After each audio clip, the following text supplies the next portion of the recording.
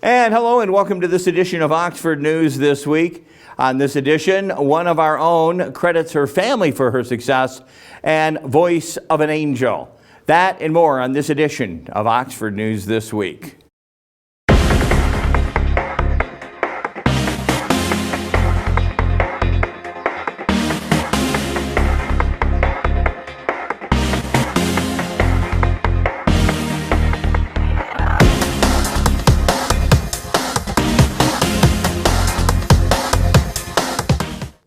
And welcome back to Oxford News This Week. I'm Jim Hughes. I'll be in for the entire newscast. Oxford's Planning Commission approved 2 adult-sized recreational marijuana dispensaries this past Tuesday. The meeting at the Village, the 3rd and 4th approved dispensaries. The first dispensary was approved was Gage Cannabis. Gage opened in Ferndale in 2019 and has expanded to 12 locations around Michigan. Gage will be at the 450 South Glassby Street residence. It's a 15,660 square foot building with 4,600 square feet dedicated to retail space and the remainder being used for non-cannabis storage. 22 parking spaces will be there for customers, 10 for employees, including 1 to 3 contracted security staff that will be on site. The second dispensary was approved for the 453 South Broadway location and will be at the 1000 Industrial Drive. 453 South Broadway is where Live Cannabis Company, a subsidiary of the Common Citizen, is opened in Lake Orion. Common Citizen opened in Flint in 2019 and has 11 stores around Michigan. 1000 Industrial Drive is the current location for where used boats are stored. The 2 building on its rough 2.1 acre site, the larger of which will be used for a 3,750 square foot retail facility. There will be 14 parking spaces there dedicated to store for customers, 3 for curbside customers, and 15 employees will be there. Boats will be removed, obviously, on the site once the ownership does change. The commission conditionally approved the site plan 6-1. The commission member Jonathan Nold providing a no vote. Final approval is still contingent with submitting revised site plans, landscaping plans, and approved odor control plans. Approval from the village, police, and the Oxford Fire Department. That's how some have described the singing voice of Ava Sokowski. The 18-year-old Oxford High School senior has been receiving positive reviews with her voice. Last week, she sang the national anthem at the 2022 State County Address. She also sang an anthem this past February before a Detroit Pistons home game at the Little Caesars Arena. At that same state final wrestling match at Ford Field, both in downtown Detroit. Locally, she might be best remembered for her rendition of the song Rise Up by Andra Day at the end of the candlelight vigil in Oxford on that November 30th, commemorating the November 30th shooting, I should say, paying tribute to the November 30th shooting. Oxford High School tragedy, and it was motivated by the strong desire for her to help the community heal through music, has always been a method of healing for her, according to, that's what she said. The music video can be viewed on YouTube.com. You have to search her name, Ava Swiss. That's A-V-A, separate word, Swiss. That's her stage name. She's been singing for quite a long time, since she was 2 years old. By the time she was 4, she had her parents, Kristen and Mark, who had built a stage for her. Her mother said Ava sang with the Detroit Opera House choir from the age of 8 through 10. She has been in Oxford choir since 6th grade. In the 7th grade, she won first place at the Canton Idol competition. According to the Facebook page, Canton Idol is the voice competition open to middle and high school students throughout southeastern Lower Michigan. Cash prizes totaling $1,000 per division. Along with singing, Ava is a bit of a piano player and has written several songs after graduation from the Oxford High School. She plans to devote a year to her music. She will take time to write music, explore all the musical opportunities available to her. Check her out again, Ava Swiss, on YouTube to see the rendition that she did at the tribute for the victims. American Legion Post 108 donated $4,000 to the Oxford for the Smoke Alarm Program. Earlier last week, the leaders of the American Legion Post 108, Auxiliary 108, and American Veterans Post 108 presented 3 checks to the Oxford Fire Department to help fund the new Safety Begins Home program. The Legion donated $3,000, while the auxiliary and AMVETS each contributed $500. As the Safety Begins at Home will focus on distributing and installing smoke alarms and carbon monoxide alarms free of charge in homes occupied by Oxford Township village residents, particularly senior citizens age 55 and above and people with disabilities and low-income earners. Fire Inspector Benjamin France, CJ Carnacchio, Communications and Grants Manager for Oxford Township, are all working together to secure a grant funding for the program from the Elmont-based For Community Foundation. Again, they needed the donation to prove the community involvement. If awarded the grant, the program would begin as early as mid-May. As part of the grant application process, Carnacchio has been soliciting donations from local businesses, community organizations such as, again, the wonderful groups that are housed at Post 108 at 130 East Drainer Road. Thank you for your contributions. We're making a donation to the local Oxford Fire Department and the community for smoke detectors and carbon monoxide for elderly, disabled, and also people in need. Well, we were contacted by CJ. He asked us if we'd be interested in trying to support the grant that he's going for. And we voted on it and decided to help the community, which in our mind helps veterans, and that's what we're all about.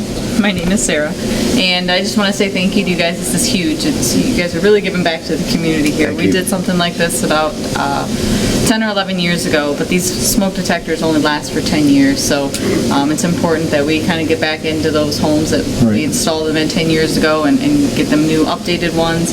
And you'll find a lot of these people have never, we did a couple installs already, have never had a carbon monoxide detector in their home in their whole lives. So this is huge. We'll be focusing mainly on veterans if we can, but there's a lot of people in the community that are going to benefit from this, and we really appreciate it. Thank you. Yeah. Thank you. Thank you for what you do for the community. Thank you.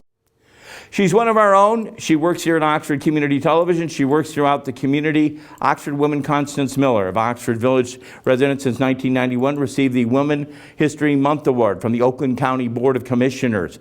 She was one of 9 recipients to the award and was presented by the County Commissioner Michael Spiz, who represents District 3. Miller was nominated for the award by Commissioner Spiz and Oxford Township Supervisor Jack Curtis. Miller leads the free meals program at the Emmanuel Church, United Church of Christ in Oxford Village since the COVID-19 pandemic hit Michigan in 2020. Miller and her dedicated team of volunteers have been distributing prepared meals, bags of groceries, whomever needs them, at free of charge, no questions asked. The free meals team is out there every Wednesday, currently feeds 100 to 130 people a week. When she's not busy volunteering, again, Miller is an employee at here, Oxford Community Television, local media outlet, which that's us, that focuses on chronicling and promoting all things in Oxford. In 2016, Miller actually won a Philo Festival Media Award for Connie's Kitchen, an educational and entertaining cooking program that she hosted as a volunteer at the time before becoming an employee. Miller thanked her daughter, Larissa, and husband of 21 years, CJ Carnacchio, for their support. This is quoting her now, "Without them, nothing I do works."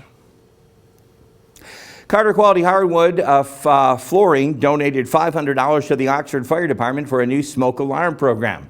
Earlier, Jason Carter, owner of the Carter Quality Hardwood Flooring at 947 South Glassby Street in Oxford, presented a $500 check to the Oxford Fire Department to help fund the new Safety Begins at Home program. Safety Begins at Home will focus on distributing and installing smoke alarms and carbon monoxide alarms, as we aforementioned earlier, free of charge to homes in the Oxford Township and village residents, again, for senior citizens and individuals with disabilities and low-income earners. Again, we want to thank the BJ France and CJ for working on that to secure the grant and the funding for the program. Again, also we have to thank the For County Community Foundation, for CCF, for considering the program here in Oxford to better serve the community with the alarms and other such things. Again, we also urge you, if you can help out to show community support, you can maybe make a donation showing that you support the effort being made to bring all the items here to Oxford.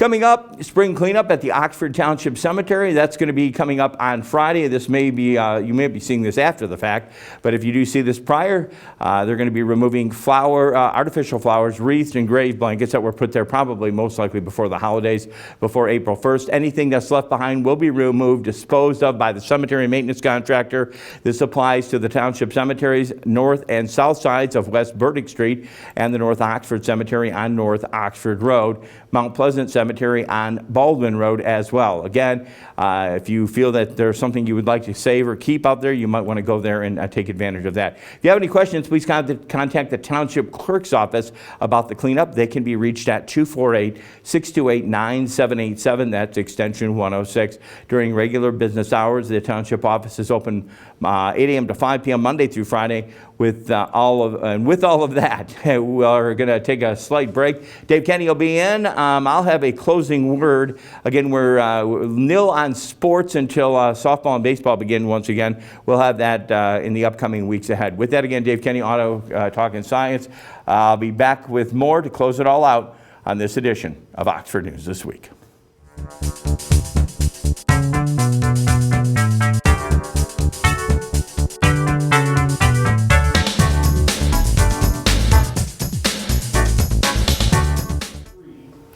Welcome to Auto Talk. I'm Dave Kenny, and this story is taken from Automotive News. The Inline 6, a classic engine design noted for durability, fuel efficiency, and smoothness, will return to the Dodge and Jeep lineups this year.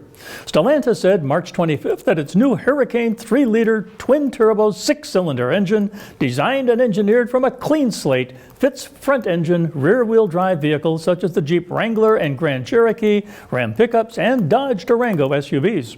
The new engine could be headed first to the Jeep brand. On March 24th, a photo of the engine appeared in the online configurator for the Grand Wagoneer, showing the twin-turbo 6 listed as a $2,000 option. Well, that photo was removed later on March 24th. The Hurricane will be offered in two versions, a standard output and a high output. The Inline 6 was dropped from Stellantis' U.S. lineup at the end of 2006 model year when Jeep scrapped the legendary but ancient 4-liter straight 6 and replaced it with the then new 3.8-liter Pentastar V6. Mickey Bly, the company's head of propulsion systems, told reporters the new engine will help Stellantis reduce carbon dioxide output as part of a transition to electric vehicles.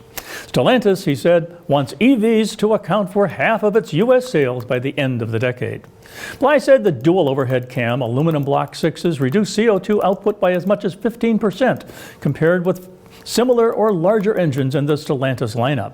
That would include the 3.8-liter V6 engine. The new engines will also boost fuel economy by about 15% over the engines they replace, although Stellantis did not identify which ones those are.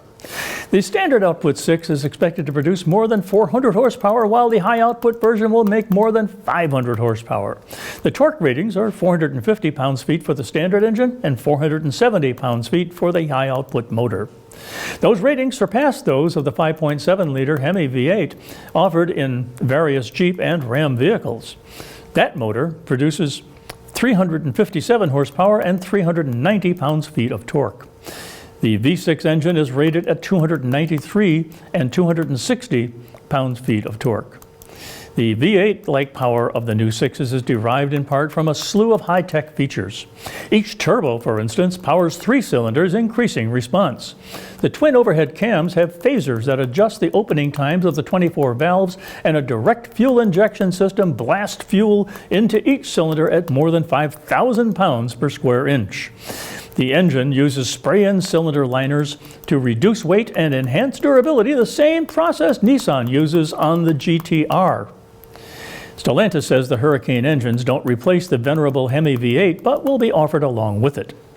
One engine the Hurricane might replace, however, is the light-duty 3-liter V6 diesel, which makes 260 horsepower and 480 pound-feet of torque, and is used in the Jeep Wrangler and Ram trucks. The Hurricane offers comparable power, but would be less expensive to produce than the diesel. Stellantis is manufacturing the Hurricane 6s at a plant in Saltillo, Mexico, with an annual capacity of 250,000 engines per year. Stellantis is the third automaker in recent years to return to an inline architecture for a new 6-cylinder. Well, that's it for this edition of Auto Talk. I'm Dave Kenny, and we'll be right back.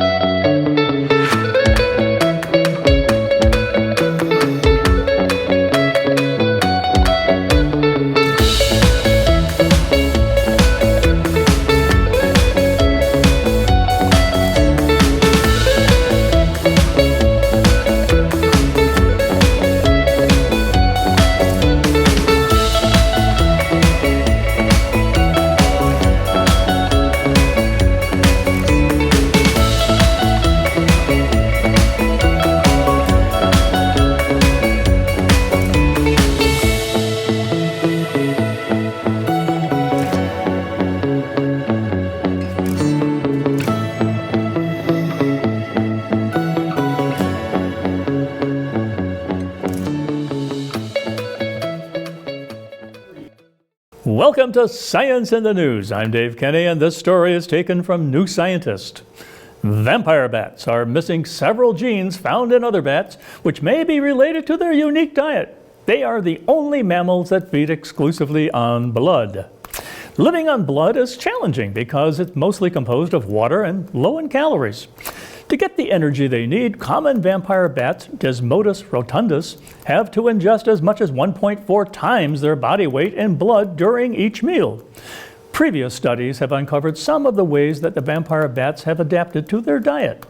For example, they have heat sensors in their face to detect victims' blood vessels, sharp teeth to pierce them, and anticoagulants in their saliva so they can drink the blood without it clotting.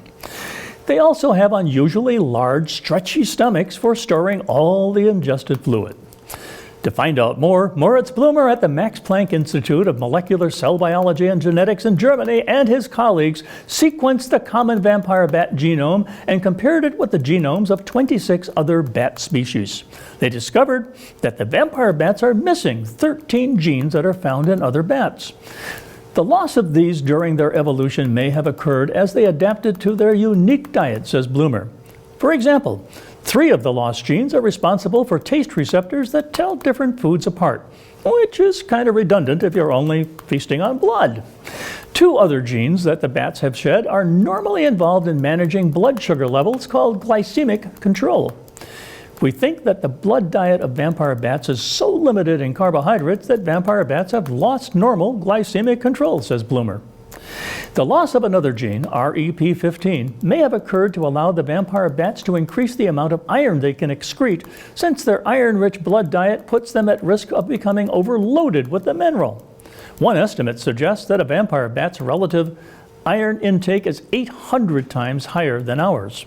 The researchers also found that the bats are missing a gene called CYP39A1, which may explain their sophisticated social and cognitive skills. The loss of this gene boosts a chemical called 24S hydroxycholesterol, which has been shown to enhance learning and memory. Vampire bats are especially dependent on such advanced social behavior as it helps them to cope with the negative consequences of their carbohydrate-poor blood diet, says Blumer. For example, the animals commonly share regurgitated blood with roost mates that haven't been able to find a nightly meal, suggesting a high degree of social cooperation, he says. How nice. Well, that's it for Science in the News. I'm Dave Kenny.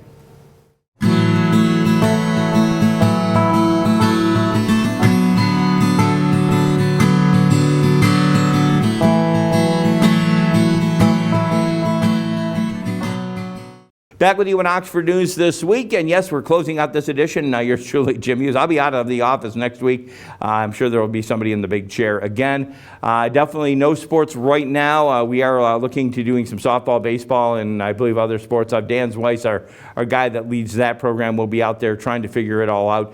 A great article written in this week's Oxford Leader. You need to check it out about this very place that we work here, Oxford Community Television. It breaks everything down, how the financials work, how people are employed here. It didn't touch upon a few things, and I just thought maybe we would touch upon those. There are quite a few volunteers that do work here at the Oxford Community Television Station, including some past employees who were volunteers at one time. In fact, the late Howard Helfline, who did news here many years, he was a volunteer. He did that on a weekly basis. Again, the late Howard Helfline.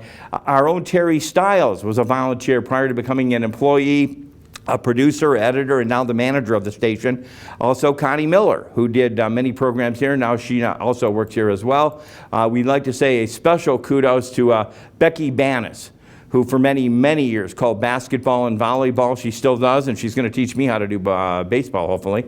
Claude Laffner with football. He did football on his own. Rod Charles did swimming for many, many years, breaking swimming down. He was a swimming person. We had Doug Meyer with wrestling, and of course, Jerry from Sullivan's, who did soccer, and of course, he being from Ireland, had that soccer Irish brogue, bringing it just a little bit closer to home. Also want to mention the 5 people who actually went on to work at other television stations, and they may have moved on to other TV stations as well. Andy Curtis, KTVH, I believe that's where he's at.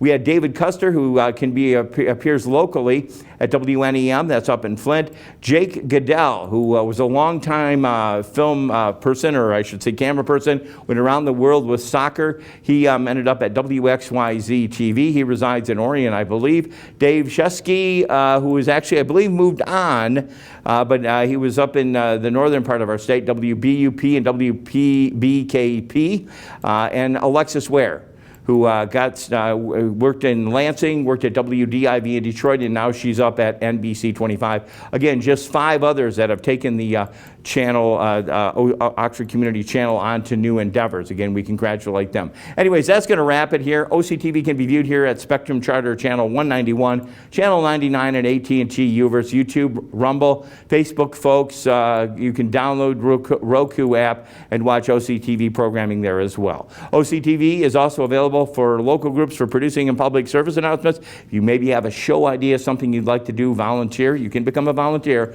Make sure to contact our office right here at 248-628-9658. For Dave, for everybody here, Dave Kenny, for Dan Weiss, who produces it in the back, we have Joe, who edits it. I'm Jim Hughes.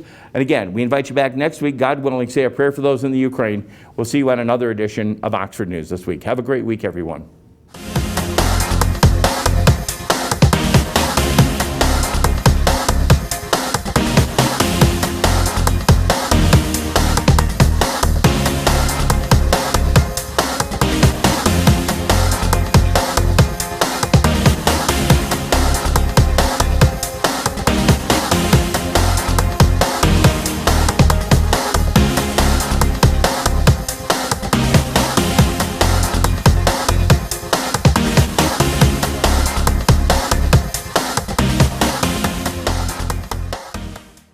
Someone falls through the ice, call 911 first. Resist going right out to the hole where the person fell through. Get near the hole if you do have to venture on the ice, but call 911, let the fire department, the sheriff's office respond to it. Again, if you do go out on the ice, don't go right up to the hole because it'll most likely result in 2 people falling in the ice. I mean, obviously if you're going to go out there with a rope or if you have something like a ladder that you can get to them, but the ice is going to be most likely the thinnest near that hole, which is probably going to result in 2 people falling in. If somebody falls through the ice, you want to remain calm, catch your breathing, control your breathing. The safest way is most likely the way you came. When people fall on the ice, a lot of times they want to remove clothing. Try not to do that. Most likely you have air trapped in the clothes, which will help you stay afloat. When you fall through the ice, you have about 10 minutes before you're going to start losing movement. So if you control your breathing, turn around the way you came, and obviously try to get back to the hole and pull yourself up. Spread yourself out and then roll away from the hole. And then obviously warm up and seek shelter, call 911. Call 911, let the fire department, the sheriff's office, marine unit will respond to it to get the animal off the ice. Don't go out on the ice. Call 911, let us handle it. Ice is never safe. Ice, freezes at different points on the lake. That varies with both the size of the lake, the depth of the lake, and the currents. So just because the ice might be 4 inches in one spot, it might not be in another spot. It's recommended for walking 4 inches of ice, 5 inches of ice for ATVs or snowmobiles. Mid-sized cars would be 8 to 12 inches of ice, and then pickup trucks 12 to 15 inches of ice. Again, no ice is ever safe, so if you venture out on the ice, you always want to check for yourself. Good rule of thumb is don't follow the calendar, follow the temperature thermometer. You should avoid going on the ice at the beginning or end of winter. I mean, you should always check for yourself the thickness of the ice, but you should keep in mind just because it's 4 inches or 5 inches in one area, it might not be in the other.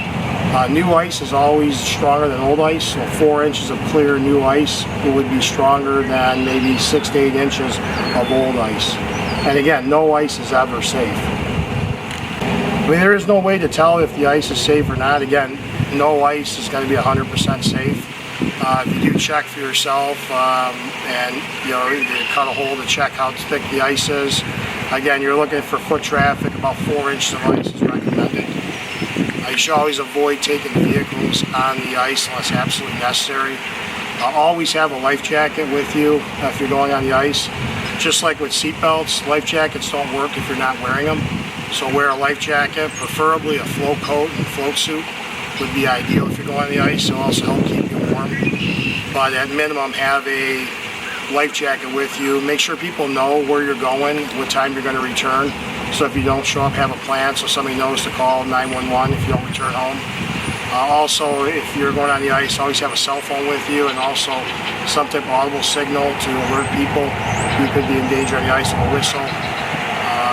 In the event you fall through, have a plan together if you fall through the ice, what you're going to do. Again, if you're venturing on the ice, have a life jacket with you, and always have a plan in case you fall through the ice.